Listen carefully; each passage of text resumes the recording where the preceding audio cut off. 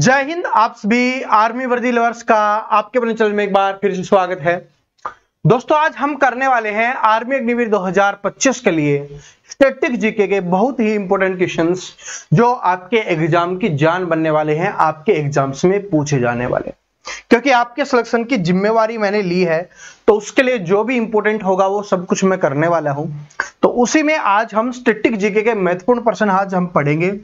Class को ध्यान से देखते रहना, याद करते हुए चलना, क्योंकि अब वो समय नहीं है कि बाद में याद कर लेंगे, कोई बात नहीं।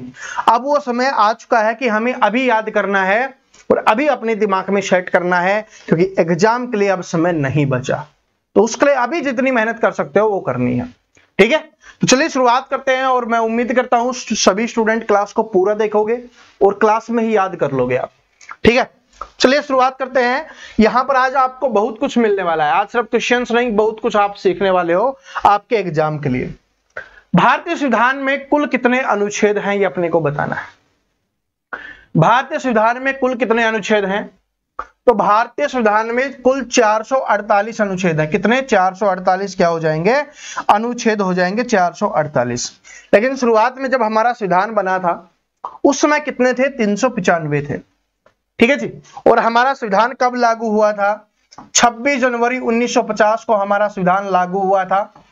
26 नवंबर 1949 को क्या हुआ था? ये बनकर तैयार हुआ था। और इसके अलावा 24 जनवरी 1950 को संविधान सभा की क्या हुई थी? अंतिम बैठक हुई थी। तो ये 3 क्वेश्चंस आपसे एग्जाम्स में पूछा जाता है। और 15 अगस्त 1947 को क्या हुआ था? हमारा देश आजाद हुआ था। और संविधान को बनने में 2 वर्ष 11 महीने और 18 दिन का समय लगा था। 2 वर्ष 11 महीने और 18 दिन का समय है वो लगा था। इतना अपने को ध्यान रख लेना है, ठीक है। आगे बढ़ते हैं, अगले क्वेश्चन पे चलते हैं कि मौलिक कर्तव्य किस अनुच्छेद में वर्णित हैं, ये अपने को बताना है। मौलिक कर्तव्य कौन से अनुच्छेद में है? तो मौलिक कर्तव्य कौन से अनुच्छेद में है, ये अपने को बताना है। तो भाई 12 से 35 नंबर अनुच्छेद तक क्या हो जाएंगे? हमारे मौलिक अधिकार हो जाएंगे। याद कर लो, एग्जाम्स के लिए इंपॉर्टेंट है। मौलिक अधिकार कितने से कितने तक में हो जाएंगे? 12 से 35 तक क्या हो जाएंगे? हमारे मौलिक अधिकार हो जाएंगे। और 36 से 51 तक क्या हो जाएंगे? राज्य के नीति निर्देशक, राज्य के नीति निर्देशक सिद्धांत जो होते हैं वो किसमें हो जाएंगे आपके? वो इसमें हो जाएंगे 36 से 51 में। और 51A में क्या है? 51A में है हमारा जो मौलिक कर्तव्य है, ठीक है। जो मौलिक कर्तव्य हैं वो किसमें हो जाएंगे? 51A में हो जाएंगे मौलिक कर्तव्य। अब मैं कुछ आपको इंपॉर्टेंट अनुच्छेद दिखा देता हूं जो आपसे एग्जाम्स में पूछेगा। तो इसका आंसर क्या हो जाएगा? अनुच्छेद नंबर 51A हो जाएगा। अब इनको आपको याद कर लेना है, डायरेक्ट आपके एग्जाम्स में यहां से क्वेश्चंस आएगा। थोड़ा सा इसको जूम करते हैं और इसके ऊपर फोकस करते हैं जो आपके एग्जाम्स में आने वाला है। तो देखो क्या है कि मौलिक अधिकार है वो किसमें है? 12 से 35 तक है। अभी हमने पढ़ा था कि 12 से 35 तक है। अब इसमें आपसे समानता का अधिकार जो सबसे ज्यादा एग्जाम्स में पूछा जाता है, ये जो समानता का अधिकार है वो कौन से अनुच्छेद में है? तो ये अनुच्छेद नंबर 14 से 18 तक क्या हो जाएंगे? समानता का अधिकार हो जाएगा। स्वतंत्रता का अधिकार किसमें है? 19 से 22 तक है। उसके बाद शोषण के विरुद्ध अधिकार किसमें है? 23 से 24 में है। धार्मिक स्वतंत्रता का अधिकार किसमें हो जाएगा? अनुच्छेद नंबर 25 से 28 में है। सांस्कृतिक और शैक्षणिक योग्यता का जो अधिकार है वो किसमें हो जाएगा? अनुच्छेद 29 से 30 में हो जाएगा। संवैधानिक उपचारों का अधिकार किसमें हो जाएगा? अनुच्छेद नंबर 32 में हो जाएगा, ठीक है। इसके अलावा जो सबसे इंपॉर्टेंट क्वेश्चन है अनुच्छेद नंबर 14 जो आपसे पूछा जाएगा कि वो किससे संबंधित है? तो कानून के समान समानता। इसका मतलब क्या है कि कानून के सामने सभी बराबर हैं, ठीक है। चाहे वो छोटा हो, बड़ा हो, अमीर हो, गरीब हो, किसी भी जाति से हो, किसी भी धर्म से हो, वो समान है। हमारे संविधान के अनुसार बात हो रही है, यहाँ पर मैं पुलिस वालों की बात नहीं कर रहा, ठीक है। यहाँ पर संविधान की बात हो रही है, ठीक है। इसके अलावा अनुच्छेद नंबर 15 किससे संबंधित है? ये हो जाएगा आपका लिंग, जाति, रंग, ठीक है, जन्म स्थान के आधार पर भेदभाव नहीं करना। तो ये सारे के सारे आप याद कर लेना, ठीक है। ये सारे के सारे आप याद कर लेना। इसमें ये जो सबसे ज्यादा इंपॉर्टेंट ये वाला है कि शिक्षा का अधिकार के लिए अनुच्छेद कौन सा है? 21A हो जाएगा। शिक्षा का अधिकार 21A के तहत जोड़ा गया है, तो ये अपने को याद रख लेना है। इसके अलावा अस्पृश्यता का अंत, अनुच्छेद नंबर 17, मोस्ट इंपोर्टेंट क्वेश्चन है। ठीक है, अस्पृश्यता का अंत हो जाएगा अनुच्छेद नंबर 17, और उपाधियों का उन्मूलन तो ये हो जाएगा अनुच्छेद नंबर 18। ठीक है, बाकी आप देख सकते हो। ठीक है जी, समझ में आ गया। तो ये सारे के सारे आपको याद रख लेने हैं, क्योंकि अनुच्छेद आपके एग्जाम्स में आने वाले हैं।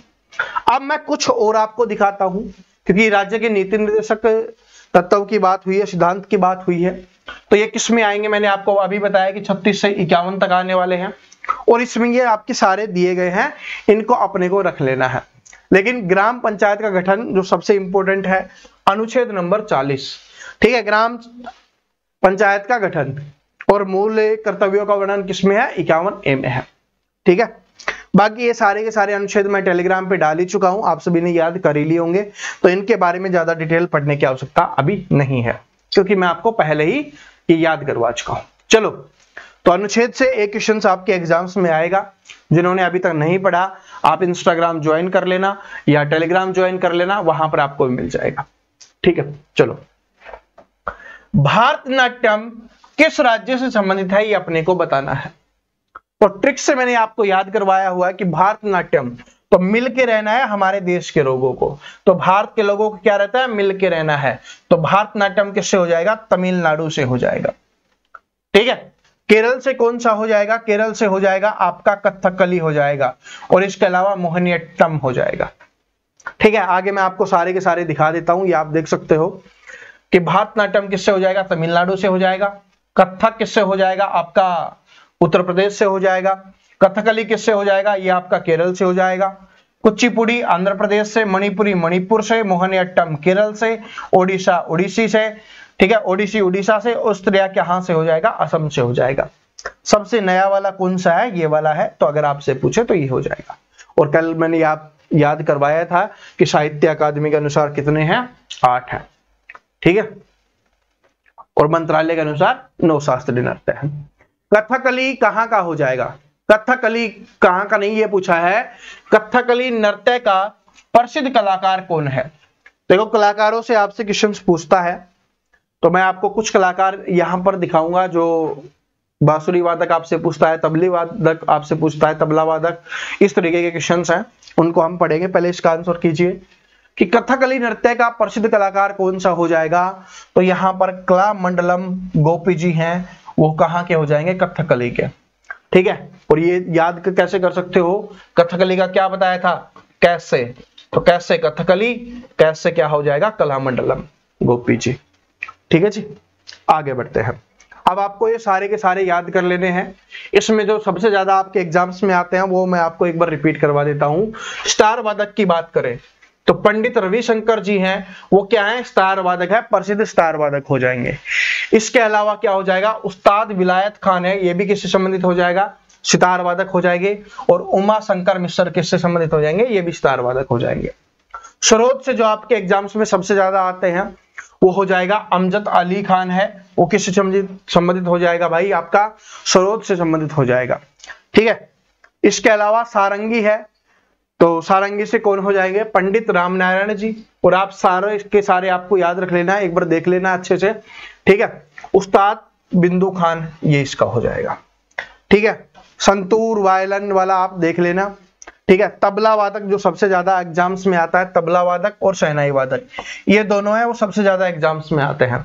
तो तबला वादक में हो जाएगा उस्ताद जाकिर हुसैन। ठीक है, उस्ताद जाकिर हुसैन साहब है। इसके अलावा अल्लाह रखा हो जाएगा, पंडित किशन सिंह महाराज हो जाएगा, और गोदाई महाराज हो जाएगा। ये किससे संबंधित हो जाएंगे, तबले से। ठीक है, तबला वाला बहुत इंपॉर्टेंट है, मैं बता रहा हूं तो याद कर लेना एक बार। जाकिर हुसैन हो गया, अल्लाह रखा हो गया, किशन महाराज हो गया, और गोदाई महाराज हो जाएगा। इसके अलावा शहनाई की अगर हम बात करें यहाँ पर, तो शहनाई उस्ताद बिस्मिल्लाह खान, तो ये तो सबसे इंपॉर्टेंट है, सबसे ज्यादा यही आता है, किससे संबंधित है, शहनाई वादक है। ठीक है, उस्ताद बिस्मिल्लाह खान किससे संबंधित हो जाएंगे, शहनाई वादक हो जाएंगे। इसके अलावा अली अहमद हुसैन हो गया, दयो शंकर और लोकेश आनंद हो जाएगा। ठीक है, बांसुरी से जो आपके एग्जाम्स में सबसे ज्यादा आता है वो है हरि प्रसाद चौरसिया। ये सबसे ज्यादा एग्जाम्स में आता है। हरि प्रसाद चौरसिया, तो ये किससे संबंधित हो जाएंगे, ये बांसुरी वादक हैं। और इसके अलावा पन्नालाल घोष और याद कर लेना, ये भी क्या हो जाएंगे भाई, बांसुरी वादक हो जाएंगे। ठीक है, तो ये आप सारे के सारे देख लेना, ये आपके एग्जाम्स में यहाँ से क्वेश्चंस है वो पूछ लिया जाता है। ठीक है, आप इसका स्क्रीनशॉट भी ले सकते हो। ठीक है, आगे जितनी भी फोटो आने वाली है ना, आप इनका स्क्रीनशॉट ले लेना और आप पढ़ लेना। ठीक है जी, यहां पर मैं लगा देता हूं, तो आप स्क्रीनशॉट लेके आप आराम से पढ़ते रहना और एक बार रिवीजन कर लोगे एग्जाम से पहले, क्योंकि एग्जाम देने जाओगे तो आप पढ़ते हो ना, तो उस समय पे एक बार क्या कर लेना, इनका रिवीजन कर लेना। यहां से आपके एग्जाम्स में क्वेश्चंस पक्के आएंगे जो मैं आज करवा रहा हूं। ठीक है, जो स्टूडेंट बोलते हैं ना सर जी ऐसी क्लास करवा दीजिए जिससे पक्के क्वेश्चंस आने वाले हैं, ठीक है, तो आज वाली क्लास वही है जहां से पक्के क्वेश्चंस आपके एग्जाम्स में आने वाली हैं, तो ध्यान से देखते रहना। ठीक है, बहुत इंपॉर्टेंट क्लास है। सॉरी, CSIR वैज्ञानिक तथा औद्योगिक अनुसंधान परिषद का मुख्यालय कहां पर है? तो बाकी जिनके अलग अलग हैं वो तो मैंने आपको याद करवाई दिए हैं, लेकिन इसका क्या है, सभी का कहां पर है, नई दिल्ली में, तो इसका भी कहां पर हो जाएगा, नई दिल्ली में हो जाएगा।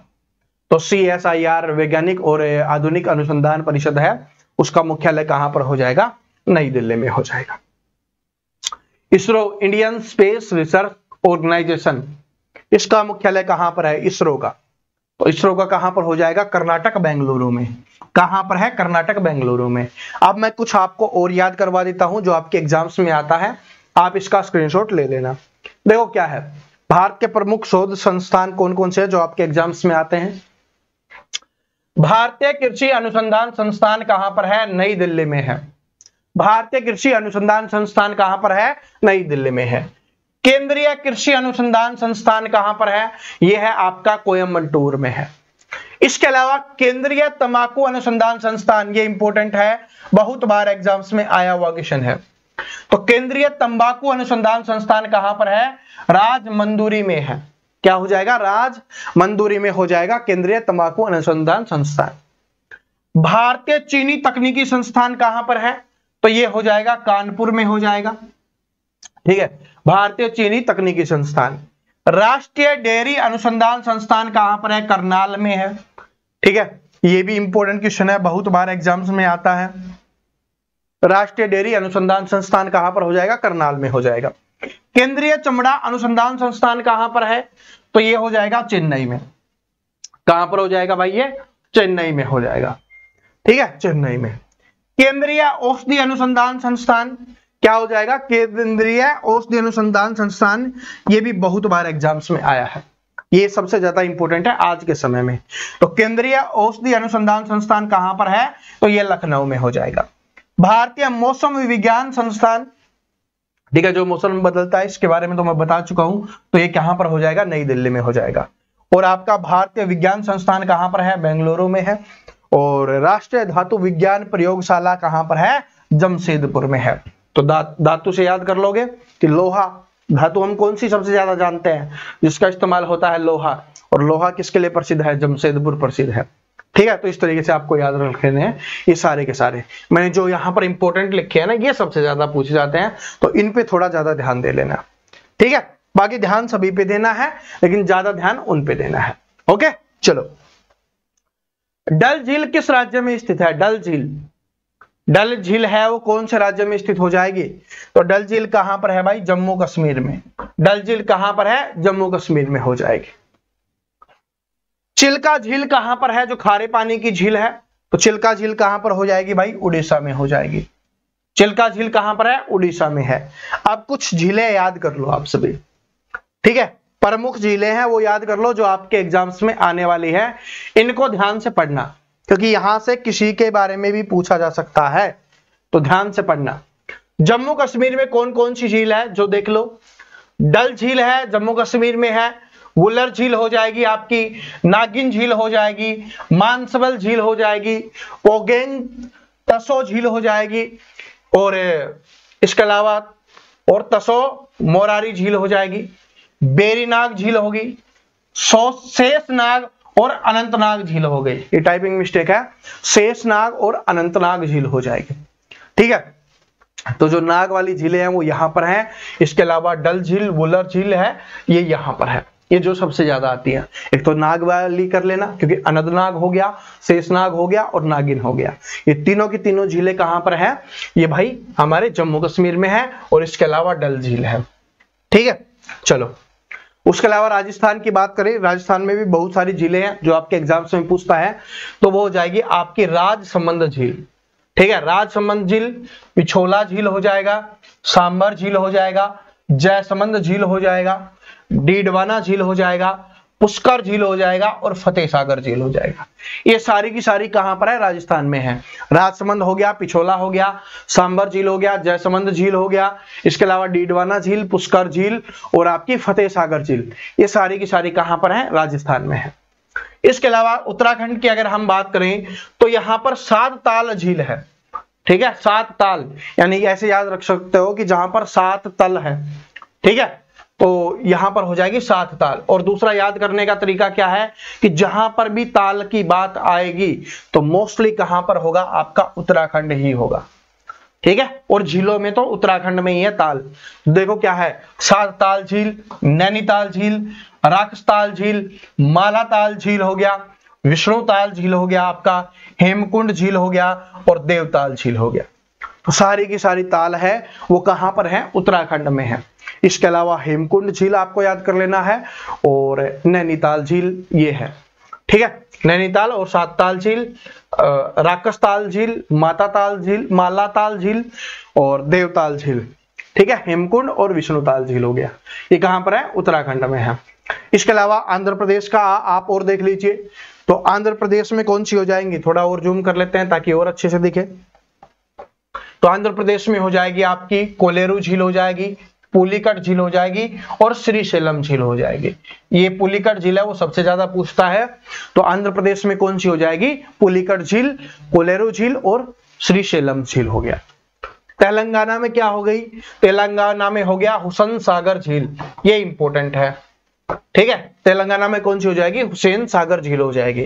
केरल में कौन सा हो जाएगा? वेवनाड झील, ये बहुत इंपॉर्टेंट है भाई। केरल में कौन सी झील है? वेवनाड झील हो जाएगा। इसका अलावा अष्टमुदी झील, पेरियार झील और सस्ताम कोटा झील, क्या है? सस्ताम कोटा झील है, वो कहां पर हो जाएगी? केरल में। लेकिन ये जो है वेवनाड झील और पेरियार झील है, ये ज्यादा पूछता है, तो ये दोनों झीलें कहां पर है? आपकी केरल में है। महाराष्ट्र की बात करें तो लोनार झील हो जाएगी। ठीक है, लोनार झील या लोनार झील इसको बोलते हैं। पुलिकट झील कहां पर है? तो ये तमिलनाडु और आंध्र प्रदेश में हो जाएगी। मणिपुर में कौन सी है? लोकटक झील है। ठीक है, लोकटक झील है। इसके अलावा उड़ीसा की चिल्का झील जो आपने अभी पढ़ा था, तो उड़ीसा में हो जाएगी चिल्का झील। हिमाचल प्रदेश में रेणुका झील और गोविंद सागर झील, ये आजकल बहुत पूछ रहा है, तो गोविंद सागर झील कहां पर स्थित है? हिमाचल प्रदेश में हो जाएगा। उत्तर प्रदेश में क्या है? गोविंद वल्लभ पंत सागर झील है। दोनों में कंफ्यूज नहीं होना, वो गोविंद सागर झील है वो हिमाचल प्रदेश में है, ये गोविंद वल्लभ पंत सागर झील है ये कहां पर है? आपका उत्तर प्रदेश यूपी में है। तो ये सारी की सारी झीलें हैं वो आपको याद कर लेना है। आप इसका स्क्रीनशॉट ले सकते हो और आराम से है इसको याद कर लेना। ठीक है, आराम से है। लास्ट में एग्जाम में जाने से पहले आप जो भी मैं यहाँ पर क्लास में आज याद करवाने वाला हूं, जो लिस्ट दे रहा हूं, उनका स्क्रीनशॉट क्लास में एंट्री लेने से पहले, पेपर देने से पहले देख लेना। ठीक है, चलो। और जो पूछते हैं ना कि सर जी तुक्के वगैरह कैसे लगाने हैं, भाई वीडियो बना के बता दिया है, देख लेना, अपने चैनल पे है। ठीक है, और देख लिया तो अपने दोस्तों के साथ शेयर जरूर कर देना। चलो, भारत का सबसे ऊंचा जलप्रपात कौन सा हो जाएगा? तो नोहिक लिकाई जो हो जाएगा, ये क्या हो जाएगा? सबसे ऊंचा जलप्रपात हो जाएगा। इसके अलावा शिव समुद्रम जलप्रपात किस नदी पर स्थित है? तो जो शिव समुद्रम जलप्रपात है ये मैंने आपको कई बार याद करवा दिया है, क्योंकि बहुत बार एग्जाम्स में आया है और हमने भी जो प्रैक्टिस किया है उसमें काफी बार आया हुआ है। तो कौन सी झील में हो जाएगा ये? सॉरी, कौन सी नदी पर हो जाएगा? कावेरी नदी पर हो जाएगा। ठीक है, आगे बढ़ते हैं। भाखड़ा नागल परियोजना किस नदी पर बनी हुई है? नदी घाटी परियोजनाओं से आपके एग्जाम्स में क्वेश्चंस आते हैं, तो याद कर लो, आएंगे तो कर देना। ठीक है, तो भाखड़ा नागल परियोजना है वो कौन सी नदी पर है? तो ये हो जाएगा आपका सतलज नदी पर। ठीक है, और अब मायूस मत हो, हताश मत हो, पढ़ते रहो, ठीक है। डर लग रहा है, अच्छी बात है, क्योंकि मेहनत करने वाले को ही डर लगता है। डरते रहो लेकिन पढ़ते रहो, ठीक है। ज्यादा नहीं डरना, ऐसा नहीं कि घबराई जाना। ये मत कर लेना कि भाई डर के चक्कर में बुखार हो गया, तबीयत खराब हो गई, तो फिर तो बड़ी दिक्कत हो जाएगी, ठीक है। तो मेहनत करने वाले को डर लगता है, बिना मेहनत करने वाले को कोई डर नहीं लगता। तो भाखड़ा नागल परियोजना कहां पर हो जाएगी? आपकी सतलज नदी पर हो जाएगी। हीराकुंड बांध किस नदी पर स्थित है? तो हीराकुंड कहां पर है? महानदी पर। हीराकुंड बांध है कौन सी नदी पर स्थित है? महानदी पर स्थित है हीराकुंड बांध। ये भी इंपॉर्टेंट क्वेश्चन है, बार बार एग्जाम्स में आया हुआ है। तो कुछ आपको नदी घाटी परियोजनाएं याद करवा देता हूं मैं। देखो यहां पर देखो कौन से राज्य में है, ये आपसे पूछेगा। नदी और राज्य आपसे दोनों पूछ सकता है। तो सरदार सरोवर परियोजना है वो कहां पर है? तो जो सरदार सरोवर परियोजना है ये नर्मदा नदी पर है, गुजरात राज्य में, ठीक है। सरदार सरोवर जो इंपॉर्टेंट है ना वही यहां पर मैं दिखा रहा हूं, तो उनको आपको जरूर याद कर लेना है। तो सरदार सरोवर परियोजना कहां पर है? नर्मदा नदी पर, जो गुजरात राज्य में है।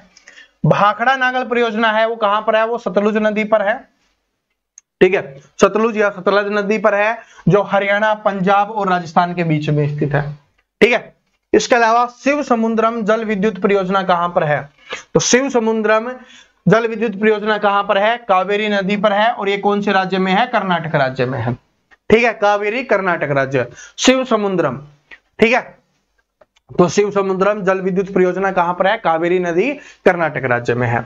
नागा अर्जुन सागर परियोजना इंपॉर्टेंट है, ठीक है। सारी इंपॉर्टेंट है, लेकिन आजकल ये ज्यादा पूछ रहा है तो देख लो, बाकी सारी की सारी इंपॉर्टेंट है, ठीक है। कोई सी भी आपसे पूछ सकता है। तो नागा अर्जुन सागर परियोजना कौन सी नदी पर है? कृष्णा नदी पर है, और कौन से राज्य में है? आंध्र प्रदेश राज्य में है। हीराकुंड परियोजना महानदी पर है, उड़ीसा राज्य में है। और इसके अलावा इडुक्की परियोजना है, ये कौन सी नदी पर है? पेरियार नदी पर है, केरल में है।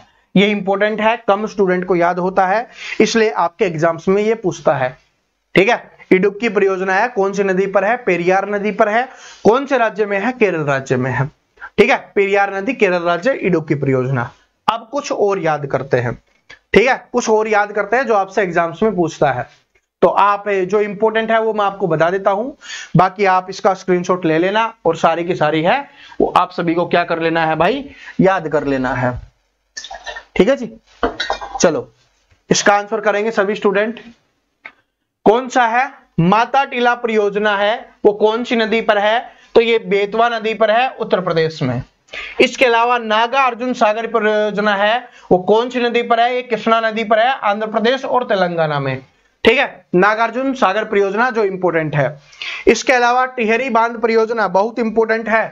टिहरी बांध परियोजना बहुत इंपॉर्टेंट है, जो आपके एग्जाम्स में आता है। तो ये हो जाएगा टिहरी बांध परियोजना है वो कहां पर है? भागीरथी नदी पर और उत्तराखंड राज्य में। और देखो रिहंद परियोजना, रिहंद नदी उत्तर प्रदेश में है, ठीक है। इसके अलावा सारे के सारे आपको याद कर लेने हैं, जो आपके एग्जाम्स में ज्यादा आता है मैं आपको वो याद करवा रहा हूं। एक ये है दामोदर नदी घाटी परियोजना, ठीक है। दामोदर नदी घाटी परियोजना ये दामोदर नदी पर है और झारखंड और पश्चिम बंगाल में है, ठीक है। दामोदर नदी घाटी परियोजना, मैं इसको छोटा कर दूंगा, आप स्क्रीनशॉट ले लेना, ठीक है। और थीन बांध परियोजना है वो कौन सी नदी पर है? रावी नदी पर है, हिमाचल प्रदेश में है, ठीक है। भारत की पहली नदी घाटी परियोजना किसे माना जाता है? दामोदर नदी घाटी परियोजना को बोला जाता है। और भारत की सबसे बड़ी बहुउद्देश्य नदी घाटी परियोजना है, यह है भाखड़ा नांगल परियोजना हो जाएगा। तो ये दोनों के दोनों इंपॉर्टेंट, बहुत इंपॉर्टेंट क्वेश्चन है, ठीक है। भारत की पहली नदी घाटी परियोजना कौन सी है? वो है दामोदर नदी घाटी परियोजना है। और भारत की सबसे बड़ी बहुउद्देश्य नदी घाटी परियोजना कौन सी है? वो है भाखड़ा नागल परियोजना, ठीक है। और यहां पर भाई कोयना परियोजना भी अभी हाल ही में एग्जाम्स में पूछा गया था। तो कोयना परियोजना है कोयना नदी महाराष्ट्र में, ठीक है। तो ये भी पूछा गया था कि कोयना नदी कहां पर है, कौन से राज्य में है? तो महाराष्ट्र राज्य में है, ठीक है। तो ये आपको सारे के सारे याद कर लेने हैं, आप इसका स्क्रीनशॉट यहां से ले सकते हो, ठीक है। इसका स्क्रीनशॉट ले लेना। स्क्रीनशॉट ले रहे हो ना तो मेरी भी एक अच्छी सी फोटो खींच लो, ठीक है। सिलेक्शन के बाद लगाओगे ना कि हाँ इन नोट से पढ़े थे, ठीक है, इस क्लास से पढ़े थे, वर्दी लवर से हमने पढ़ा था। चीनी यात्री फाहान किसके शासनकाल में भारत आया था? ये इंपॉर्टेंट क्वेश्चन है। चीनी यात्री जो फायान है वो किसके शासनकाल में भारत आया था? तो ये चंद्रगुप्त द्वितीय के शासनकाल में भारत आया था, चंद्रगुप्त द्वितीय। ठीक है, चंद्रगुप्त द्वितीय के शासनकाल में भारत आया था। इब्न बतूता किस देश से भारत आया था? ये भी इंपॉर्टेंट क्वेश्चन है। इब्न बतूता, तो इब्न बतूता किस देश से भारत आया था? तो ये आया था भाई आपका मोरक्को से। कहां से आया था? मोरक्को से। और इब्न बतूता के बारे में मैं पहले भी आपको बहुत बार बता चुका हूं। कहां से आया था? मोरक्को से। अब ये देख लो जो आपके एग्जाम्स में आता है डायरेक्ट क्वेश्चंस जहां से, ये कुछ आप याद कर लीजिए। ठीक है, कि जो डायमेक्स है वो किसके दरबार में आया था? तो बिंदुसार के दरबार में आया था। ठीक है, बिंदुसार कौन था? चंद्रगुप्त मौर्य का बेटा। ठीक है, तो बिंदुसार के दरबार में कौन आया था? डायमेक्स आया था। इसके अलावा फाहियान जो चीनी यात्री है वो चंद्रगुप्त द्वितीय के शासनकाल में आया था, अभी हमने पढ़ा था। ठीक है, ये इंपॉर्टेंट है। हवेनसांग, ठीक है, या हवेनसांग इसको बोल दिया जाता है, हवेनसांग या हवेनसांग, ये भी चीनी यात्री था। ये किसके शासनकाल में आया था? हर्षवर्धन के शासनकाल में आया था। ये भी इंपॉर्टेंट क्वेश्चन है। ठीक है, फाहियान है, ये भी इंपॉर्टेंट है, और ये भी। ठीक है, ये सबसे ज्यादा आते हैं, ये दोनों, ये सबसे ज्यादा पूछा जाता है। इसके अलावा अल बुरूनी, ठीक है, अल बुरूनी है वो किसके शासनकाल में भारत आया था? महमूद गजनवी के शासनकाल में भारत आया था। ठीक है, अल बुरूनी महमूद गजनवी के शासनकाल में। ठीक है, मार्को पोलो कहां का निवासी था? इटली का निवासी था, और ये पांड्या साम्राज्य के शासनकाल में भारत आया था। इब्न बतूता मोरक्को जो अभी हमने पढ़ा है वो किसके शासनकाल में आया था? मोहम्मद बिन तुगलक के शासनकाल में। ठीक है, इब्न बतूता मोरक्को से आया था, मोहम्मद बिन तुगलक के शासनकाल में आया था। इसके अलावा जो आपसे एग्जाम्स में पूछता है विलियम हॉकिंस। ठीक है, बाकी और याद कर लेना। विलियम हॉकिंस जो सबसे ज्यादा इंपॉर्टेंट है, ये जहांगीर के दरबार में आया था। किसके दरबार में आया था भाई? मुगल सम्राट जहांगीर के दरबार में आया था। सर थॉमस रो, ठीक है, सर थॉमस रो है, ये भी जहांगीर के दरबार में आया था। ठीक है, विलियम हॉकिंस और सर थॉमस रो है जहांगीर के दरबार में। इसके अलावा पीटर मोडी ब्रिटेन से आया था, ये किसके शासनकाल में आया था? ये शाहजहां के काल में आया था। ठीक है, शाहजहां के काल में। चलो आगे बढ़ते हैं कि भारत में सबसे बड़ा बॉक्साइट उत्पादक राज्य कौन सा है? ठीक है, कौन से राज्य में किसका उत्पादन होता है? ये वाले क्वेश्चंस आपके एग्जाम्स में आते हैं। ठीक है, तो देखो भारत में सबसे बड़ा बॉक्साइट का उत्पादक कौन सा है? तो बॉक्साइट कहां पर होती है? उड़ीसा में। ठीक है, बॉक्साइट का उत्पादन कहां पर होता है? उड़ीसा में होता है। कोयले का सबसे अधिक कहां पर होता है? झारखंड में। ठीक है, कोयला की सबसे बड़ी खान झरिया है वो किस राज्य में है? तो ये भी झारखंड में है। और वैसे कोयले का उत्पादन भी सबसे ज्यादा कहां पर होता है? झारखंड में होता है। ठीक है, झारखंड में सबसे ज्यादा झरिया है वो भी कहां पर है? झारखंड में। अब कुछ याद कर लीजिए, ये प्रमुख खनिज संस्थान आपसे पूछ लेता है। ठीक है, क्या है? आपके लोहे अशक के बारे में पूछेगा कि लोहे अशक के लिए कौन सा प्रसिद्ध है? तो हो जाएगा बेलाडीली खदान, छत्तीसगढ़ में है। ठीक है, लोहे अशक के लिए, लोहे अशक के लिए खादानों के नाम हैं जो आपसे एग्जाम्स में पूछता है। जैसे यहां पर पूछा है ना कि झरिया ये कौन से राज्य की है? झारखंड की। ऐसे ही आपसे यहां पर भी पूछेगा। तो जो सिंह भूमि है, सिंह भूम है, ये कहां पर है? ये झारखंड में है, ये भी लोहे अशक है। इसके अलावा मयूरभंज है, ये कहां पर है? उड़ीसा में है, ये भी लोहे अशक है।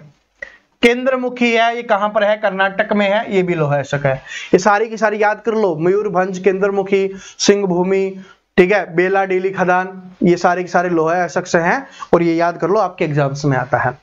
झरिया कहां पर हो जाएगा? अभी हमने पढ़ा था झारखंड में हो जाएगा। कोयला खदान कहां पर है? झारखंड में हो जाएगी। बोकारो मोस्ट इंपोर्टेंट, बोकारो की आप सभी को पता है कि मोस्ट इंपोर्टेंट है, आपके एग्जाम्स में आने वाला क्वेश्चन है। तो बोकारो के कहां पर है? कोयला खदान है, ये झारखंड में है, बोकारो कोयला खदान है। ठीक है, इसके अलावा कोरबा कहां पर हो जाएगा? छत्तीसगढ़ में हो जाएगा, ये भी कोयला खदान है। और रानीगंज पश्चिम बंगाल में हो जाएगा, ये भी कोयला खदान है। तो रानीगंज से ऐसे भी क्वेश्चंस पूछा गया था कि रानीगंज कौन से राज्य में स्थित है? तो ये है आपका पश्चिम बंगाल में। ये पिछला 2023 या 24 का जो अग्निवीर का एग्जाम हुआ था ना, उसमें रानीगंज आया हुआ था। ठीक है, तो ऐसे अपने को याद रख लेना है, एग्जाम में कैसे भी पूछे आपको याद होना बहुत जरूरी है। एंडीज पर्वतमाला किस द्वीप में स्थित है? क्या है कि एंडीज पर्वतमाला है वो कौन से द्वीप में स्थित है? तो ये हो जाएगा दक्षिण अमेरिका। कौन से द्वीप में हो जाएगा भाई? एंडीज पर्वतमाला, ये क्या हो जाएगा, दक्षिण अमेरिका में है। माउंट एवरेस्ट, तो माउंट एवरेस्ट कहां पर है, नेपाल में है भाई, हिमालय में है। तो माउंट एवरेस्ट किस पर्वत श्रृंखला का है, तो ये हो जाएगा हिमालय का, ठीक है, नेपाल हिमालय का हो जाएगा।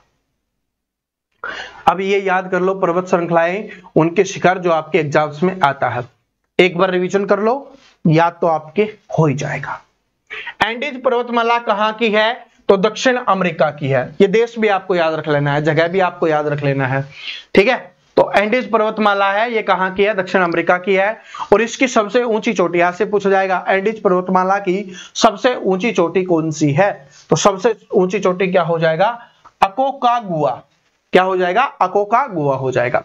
रॉकी पर्वत श्रृंखला कहां की है, तो ये है आपकी उत्तरी अमेरिका की, ये भी इंपॉर्टेंट है। तो रॉकी है, बहुत बार एग्जाम्स में पूछता है, तो रॉकी पर्वतमाला कहां की हो जाएगी, उत्तरी अमेरिका की हो जाएगी। और इसकी सबसे ऊंची चोटी क्या है, माउंट अल्बर्ट है, क्या हो जाएगी, माउंट अल्बर्ट हो जाएगी। Great dividing range, great dividing range ये कहां पर है, ऑस्ट्रेलिया में है। ग्रेट डिवाइडिंग रेंज कहां पर है, ऑस्ट्रेलिया में है। और इसकी सबसे ऊंची चोटी क्या है, माउंट कोसियोस्को है। तो क्या है, माउंट कोसियोस्को हो जाएगा। इसके अलावा अलास्का रेंज कहां पर है, उत्तरी अमेरिका में है, यह भी इंपॉर्टेंट है।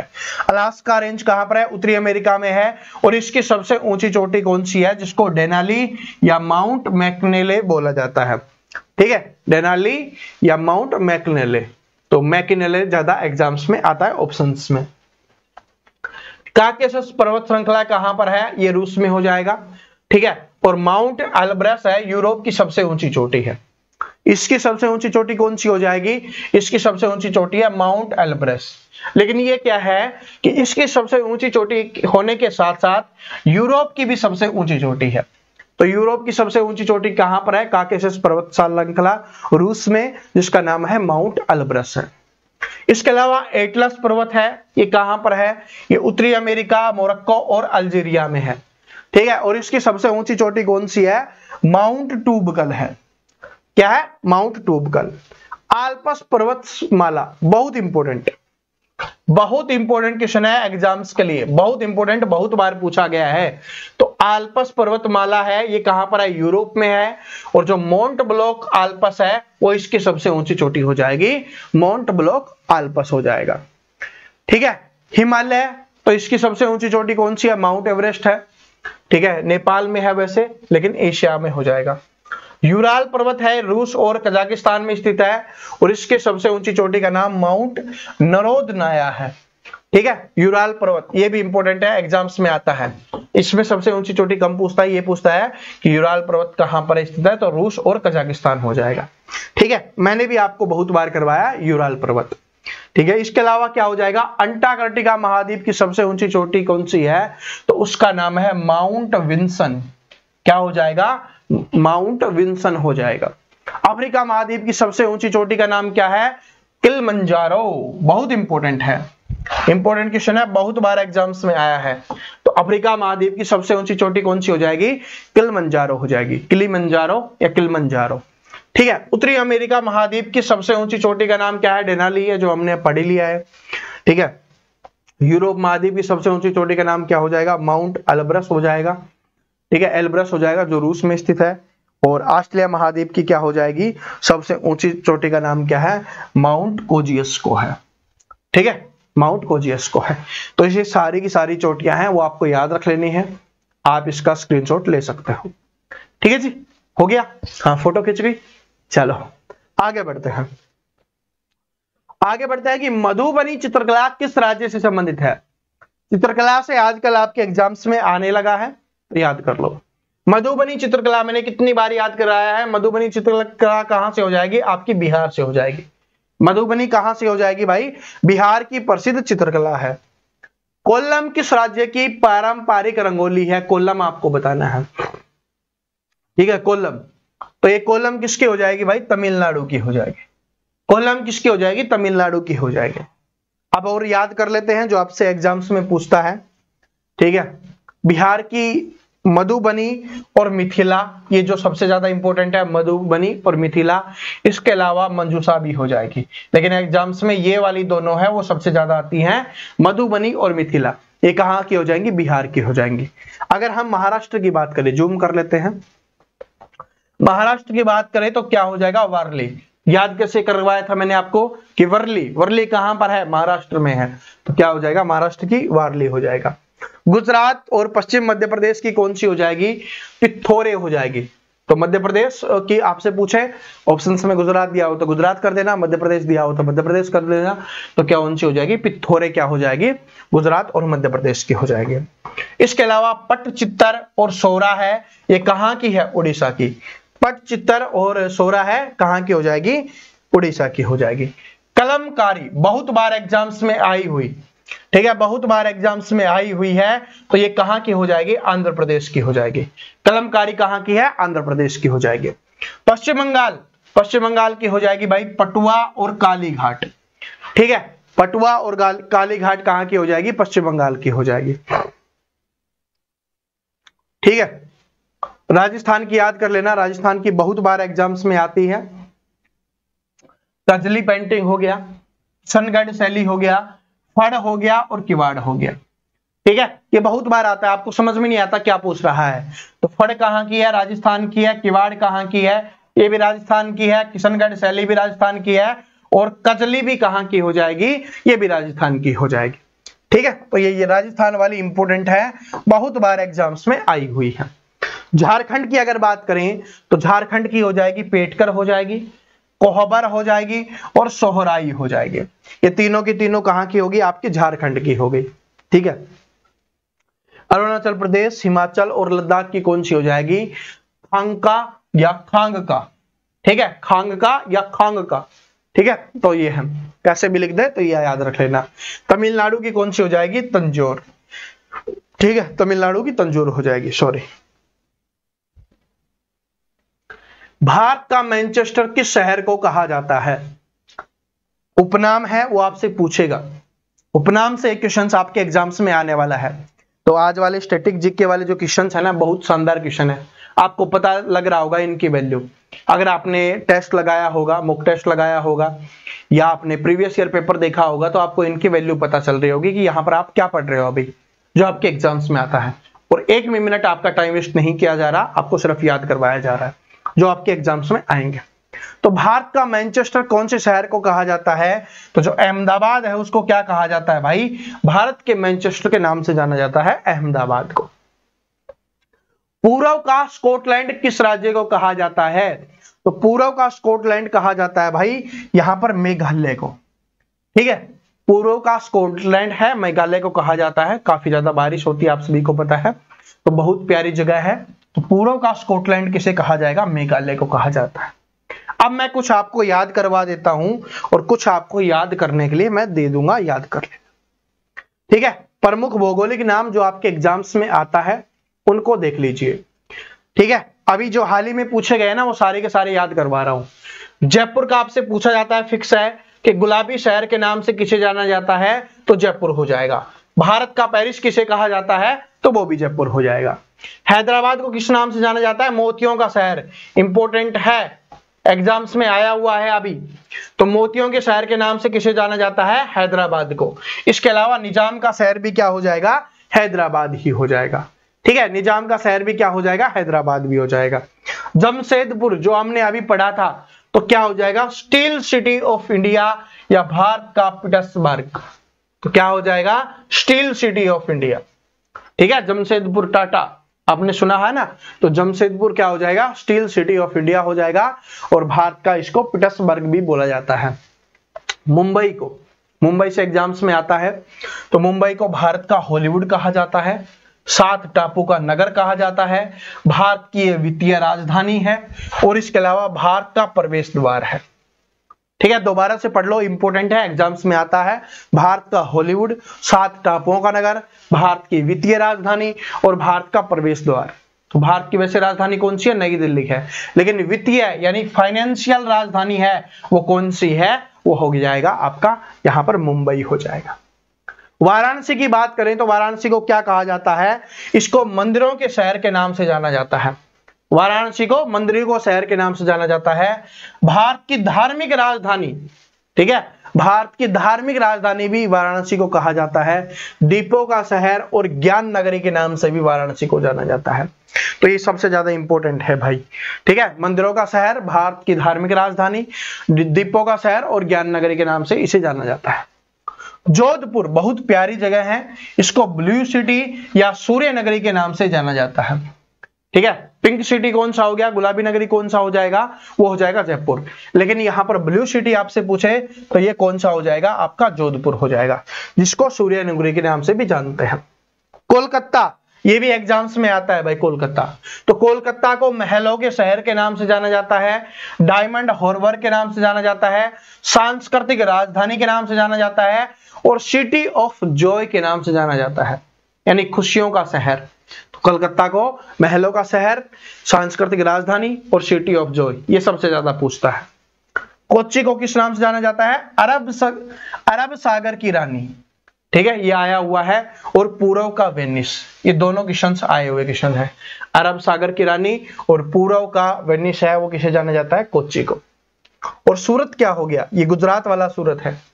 डायमंड सिटी या सिल्क सिटी, ठीक है, सिल्क सिटी या डायमंड सिटी के नाम से हम इसको जानते हैं। तो ये सबसे ज्यादा पूछे जाते हैं, ठीक है। आप इनका स्क्रीनशॉट ले सकते हो और आगे वाले का तो आपको स्क्रीनशॉट लेना ही है, क्योंकि ये भी आपको याद कर लेना है, ठीक है। ये भी आपको याद रख लेना है। जैसे अमृतसर है, जिसको गोल्डन सिटी या स्वर्ण नगरी के नाम से जाना जाता है, ठीक है। तो ये सारे के सारे याद कर लेना है। अभी हमने एक क्वेश्चन पढ़ा था कि भारत का मैनचेस्टर, तो वो कौन सा हो जाएगा, अहमदाबाद हो जाएगा। उत्तर भारत का मैनचेस्टर, ये कौन सा हो जाएगा, कानपुर हो जाएगा, ठीक है। तो ये सारे के सारे हैं, आपको याद कर लेने हैं, ठीक है। यहां पर याद कर लो, स्क्रीनशॉट ले लो, वरना मैं टेलीग्राम पे डाल दूंगा, टेलीग्राम पे आपको मिल जाएगा, वहां से जाके आप इसको याद कर सकते हो, ठीक है। आगे बढ़ते हैं।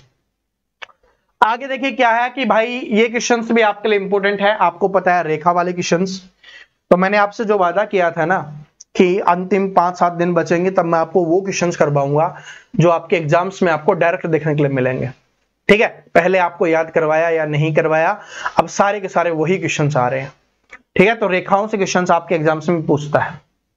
क्या है कि भारत और पाकिस्तान के बीच कौन सी सीमा का निर्धारण है, या आप बोल सकते हो कि भारत का सीमा का निर्धारण है कौन सी रेखा के द्वारा किया गया है, तो वो कौन सी हो जाएगी, रेड क्लिफ रेखा हो जाएगी। कौन सी हो जाएगी, रेड क्लिफ। भारत और पाकिस्तान की बात हो रही है, तो रेड क्लिफ हो जाएगी भारत और पाकिस्तान की। और भारत और चीन की कौन सी है, मैकमोहन रेखा है। भारत और चीन की मैकमोहन रेखा, देखो याद कर लो, मैकमोहन रेखा है, भारत और चीन के बीच में है, ठीक है। इनमें से कोई भी आपसे पूछ सकता है, तो याद कर लो, मैकमोहन रेखा क्या हो जाएगी, भारत और चीन के बीच में हो जाएगी। हिडनबर्ग रेखा है, तो हिडनबर्ग रेखा है वो जर्मन और पोलैंड के बीच में है, जर्मनी और पोलैंड के बीच में हो जाएगी, ठीक है। मैगिनोट रेखा है, ये जर्मनी और फ्रांस के बीच में हो जाएगी। मेन रहीम रेखा है, ये रूस और फिनलैंड के बीच में हो जाएगी। रेड क्लिफ रेखा है, भारत और पाकिस्तान के बीच में हो जाएगी, ठीक है। इसके अलावा ये देखो 38वीं समानांतर रेखा है, ये किसके है, उत्तरी कोरिया और दक्षिणी कोरिया के बीच में है, ठीक है। 38वीं समानांतर रेखा क्या हो जाएगी, उत्तरी कोरिया और दक्षिणी कोरिया के बीच में हो जाएगी। 49वीं समानांतर रेखा है, वो किसके बीच में है, यूएसए और कनाडा। ये इंपॉर्टेंट है, अभी ये ज्यादा पूछ रहा है, ठीक है। रेड क्लिफ, मैकमोहन और उसके बाद ये वाली, तो 49वीं समानांतर रेखा है, ये किसके बीच में है, यूएसए और कनाडा के बीच में है। यूएसए और कनाडा को अलग करती है, ठीक है। ऐसे पूछ सकता है कि जोड़ती है, ऐसे पूछ सकता है अलग करती है, या ऐसे पूछ सकता है दोनों के बीच में कौन सी रेखा है। तीनों तरीके से पूछता है, तो आपको पता है। तो 49वीं समानांतर रेखा यूएसए और कनाडा के बीच में हो जाएगी। डूरंड रेखा, ये भी बहुत बार एग्जाम्स में आया हुआ है। डूरंड रेखा तो पाकिस्तान और अफगानिस्तान के बीच में है। किसके बीच में है, पाकिस्तान और अफगानिस्तान के बीच में है। इसके अलावा 70वीं अक्षांशीय रेखा है, वो किसके बीच में है, उत्तरी वियतनाम और दक्षिणी वियतनाम के बीच में है। 70वीं अक्षांश रेखा है, ये क्या हो जाएगी, उत्तरी वियतनाम और दक्षिणी वियतनाम के बीच में है।